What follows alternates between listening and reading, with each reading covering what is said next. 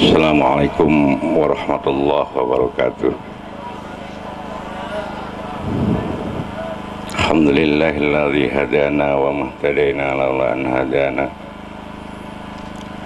hatta sufi'ana bijtima'il 'am wa imbadat masyaqatul lana wal humum wa idh laula anna allaha qad sabbatana lazalatil aqdamu an himmatina bifadlihi wa mannihi istijma'ah fi qaryati sanding nahnu istinarah.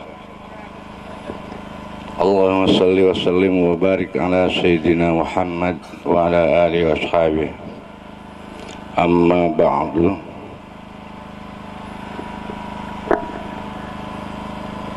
Fali hadrati Syekhina Syekh Hasyim Asy'ari nafa'ana Allahu bi'ulumi. Syai'ulillahi lahu al-Fatihah. Bismillahirrahmanirrahim. Alhamdulillah. Iyyaka na'budu wa iyyaka nasta'in. Shiratal ladzina an'amta 'alaihim. Yang saya muliakan Ayahanda Kiai Haji Dr. Salahuddin Wahid selaku pimpinan Ma'had Salafiyah Tebuireng, terimalah salam hormat kami, salam rindu kami, rindu anak terhadap Bapak, rindu alumni pada pimpinan, rindu santri pada kiainya. Mudah-mudahan Allah memberikan panjang umur untuk terus bergerak menggerakkan dunia pendidikan. Allahumma amin. Yang saya hormati Bapak Kadif Humas Polri, Bapak Irjen Dr. Bayi Rafli, sahabat Tebuireng. Yang saya hormati Bunda tercinta Bapak Ibu Brigjen Rumiah, Ibu Kapolda dulu. Dan yang saya hormati Bapak Kapolda Provinsi Banten terwakili, Bapak Kapolres, Bapak Bupati, Ibu Bupati Kabupaten Serang terwakili, serta yang saya hormati para alumni Pondok Pesantren Tebuireng, terkhusus Bapak Ki Haji Dr. Andes Ahmad Ki Juwini selaku pimpinan Pondok Pesantren Tebuireng 08, Yayasan Tebuireng 09, dan rekan-rekan alumni, baik adik kelas, kakak kelas, dan yang satu kelas atau mungkin ada ponakan kelas.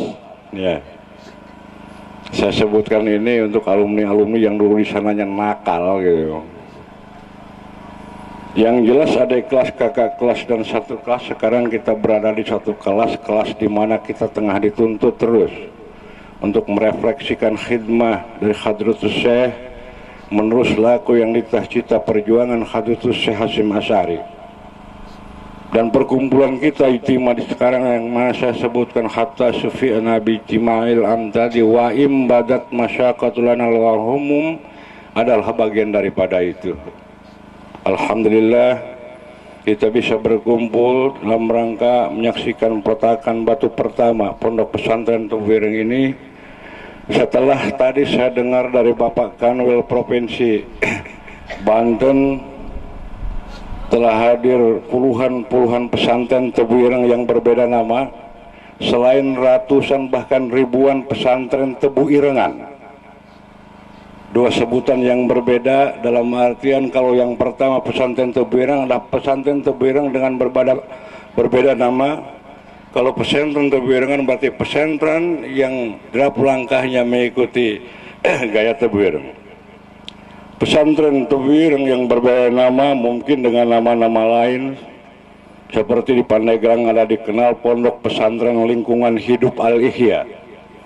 Ini dimaksudkan agar santrinya peduli terhadap lingkungan di sini dan peduli terhadap lingkungan di sana sambil terus menghidupkan ilmu pengetahuan yang dibutuhkan dalam hidup, kehidupan dan penghidupan. Bahkan ada pesantren di Pandeglang yang namanya Unik Menggelitik, Pondok Pesantren Saung Jamang Hideng. Saya tanya sama kiainya, kenapa Pondok Pesantren Saung Jamang Hideng? Sang kiai menjawab dengan sedikit melenceng, saya bukan seorang kiai, tapi saya ini pecinta kiai berat, adalah orang yang bau-bau kiai, tapi sampean lebih setuju pasti lebih baik bau-bau kiai ketimbang jadi kiai bau, katanya gitu. Saya tanyakan, Pak Kiai, kok kiai bau, kiai tidak mandi? Bukan, kiai yang tidak mau menggerakkan pendidikan. Nah, kemudian kaitan dengan nama Saung Jamang Hideng ini, kenapa pesantren? Beliau mensitir ungkapan Al-Maghfurullah Gus Dur, biarkan, yang penting minyaknya minyak onta, kalau capnya mau cap orai, mau cap embe, mau cap kambing, nggak apa-apa. Nah, ini kehadiran Pondok Pesantren Tebuireng 08 ini adalah minyak onta, cap onta lebih clear lagi.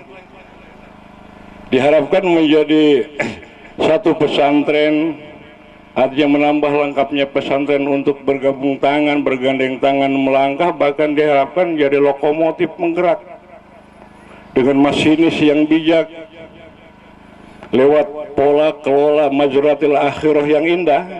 Karena dunia ini adalah tempat bercocok tanam untuk menuju sana, menarik ke stasiun Ridhollah dengan trayek keindonesiaan, sehingga melahirkan santri-santri yang cinta Indonesia, santri yang sanggup mengantarkan Indonesia pada cita-citanya dengan cara yang Indonesiawi. Sering saya sebutkan cara Indonesiawi ini, yang dimaksud adalah mengantarkan Indonesia tidak dengan cara Amerika, tidak dengan cara Timur Tengah, tidak dengan cara Eropa, cara Cina, enggak, tetapi dengan cara Indonesia. Dan Indonesia itu punya cara, kalaupun nanti terselip cara dari luar, maka di sini katakan saya tidak mengapa sejauh tidak merusak pakem keindonesiaan. Kalau umpamanya ada terselip dalam ekonomi teori liberal, teori Leninis, teori komunis, akan tetapi tidak merusak teori Indonesia, pakem Indonesia, Pancasila, monggo. Orang musik keroncong sendiri diklaim sebagai musik Indonesia, akan tetapi di sana ada ukulele, ada khitar, ada oud, Persi. Akan tapi kalau bunyi-bunyian ini tidak merusak dunia kekeroncongan, pakem kekeroncongan, dan tidak kontradiktif dengan ajaran, maka itu sesuatu yang bisa kita terima. Bisakah demikian? Kenapa tidak? Pak SBY menulis saya bisa, Pak Jokowi menulis saya kuat. Keberanian mereka, beliau menulis itu karena melihat bahwa anak bangsa pendidikannya bisa dan pendidikannya kuat, kemudian beliau menulis itu. Tebuireng, apalagi Tebuireng, kalau kita sebentar seperti tadi disampaikan oleh Bapak Kanwil Kandepak, Pak Kanwil Banten disebutkan, maka mari kita sejenak melihat tentang draft langkah Hadrat Syekh Hasyim Asy'ari. Dari pertama melangkah dengan kesahajaan pesantren yang kemudian bisa melahirkan tokoh-tokoh handal baik lokal, regional, nasional, bahkan menciptakan melahirkan tokoh internasional. Kemudian bisa mencetak melahirkan ilmuwan, cendekiawan yang bukan hanya terbatas pada bidang keagamaan, bidang-bidang kemasyarakatan, akan tetapi bidang-bidang yang dibutuhkan dalam hidup Hadiratus Syekh bisa melahirkan dengan Tebuirengannya. Orang bertanya, metodekah ini? Di ketika orang bertanya dan waktu enggak cukup, saya hanya bisa menjawab. Kenapa? Karena beliau setiap kali melangkah berkiprah tidak pernah mengandalkan sesuatu pada kekuatan dinding hasil fikir, kalau tidak dengan zikir. Artinya dengan takarrub kepada Allah, kemudian berpikir, kemudian beliau melangkah. Bukan hanya dalam dunia pendidikan.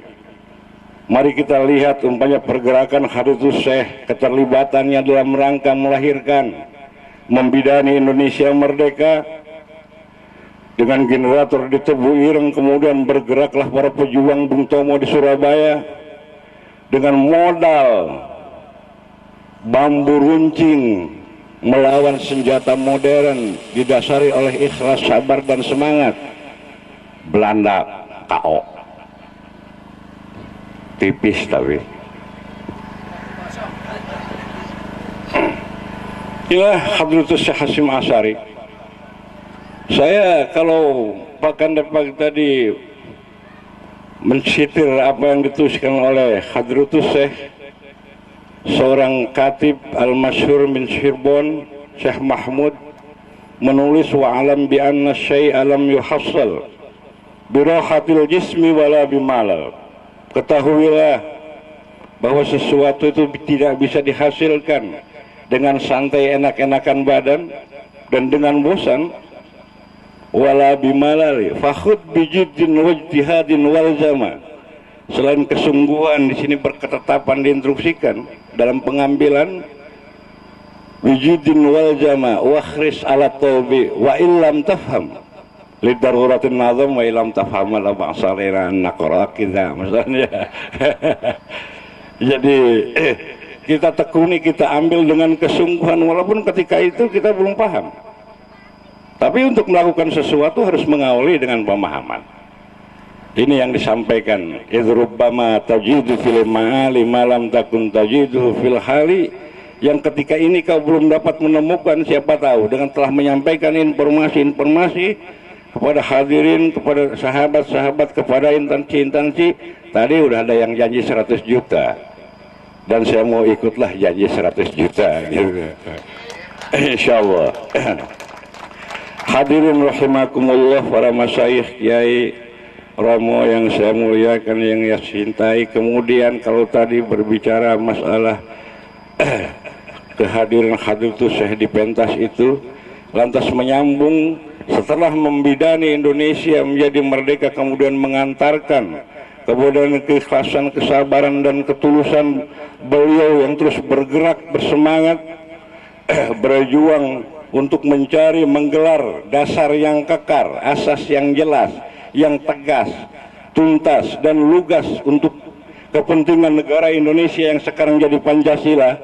Ini tidak terlepas dari upaya usaha keras Hadratus Syekh.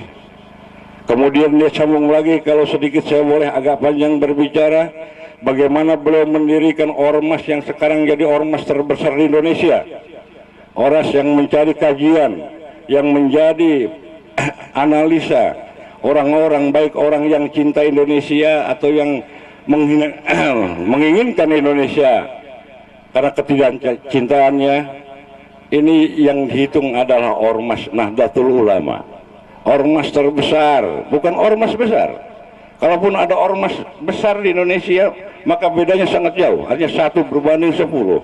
Karena itu saking besarnya Nahdlatul Ulama dibutuhkan pimpinan ketua yang handal, seperti handal-handalnya pimpinan Polri.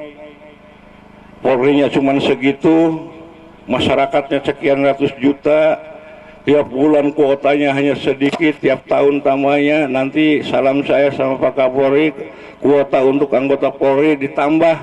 Kalau masalah dana pemerintah, ya kalau EKTP nggak jalan, ya ada dananya sebenarnya.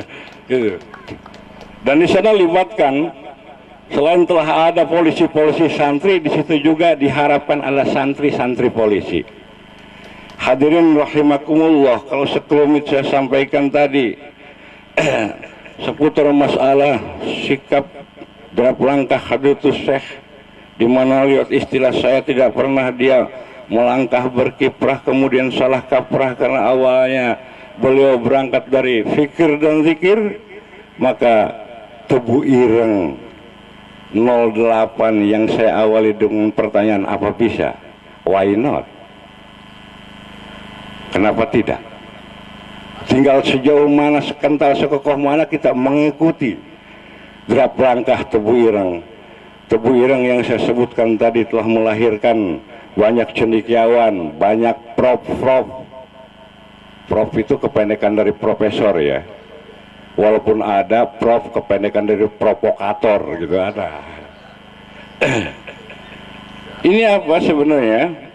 Kalau saya ditanya tentang apa metode dan apa tentang Tebu Ireng kaitannya dengan pendidikan, dengan Lajuna Education, maka jawaban saya sebenarnya di Tebu Ireng saya diajarkan bagaimana agar kita bersungguh-sungguh melakukan sesuatu yang benar dengan lebih mengedepankan peran fisik, bersungguh melakukan sesuatu yang benar dengan lebih mengedepankan peran intelektual keilmuan, bersungguh melakukan sesuatu yang benar dengan lebih mengedepankan peran kalbu. Kata lebih ini berarti menunjukkan ketiganya tidak bisa dipisahkan.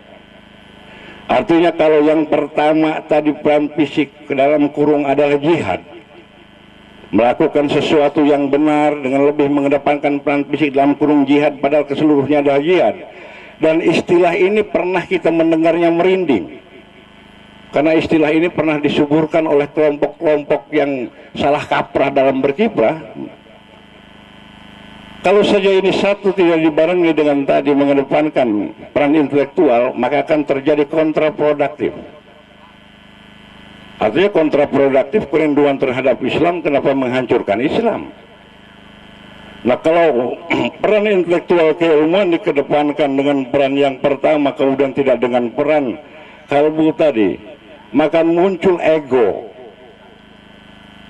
mengedepankan ego, sehingga pernah terjadi seorang pimpinan besar di Indonesia mengumumkan lebaran 2 kali, padahal masalah khilafiyah, tidak melihat bahwa persatuan umat lebih dipentingkan daripada khilafiyah. Ini karena tadi tidak sejuk, kering, sehingga mengedepankan peran intelektual dan peran yang pertama tadi.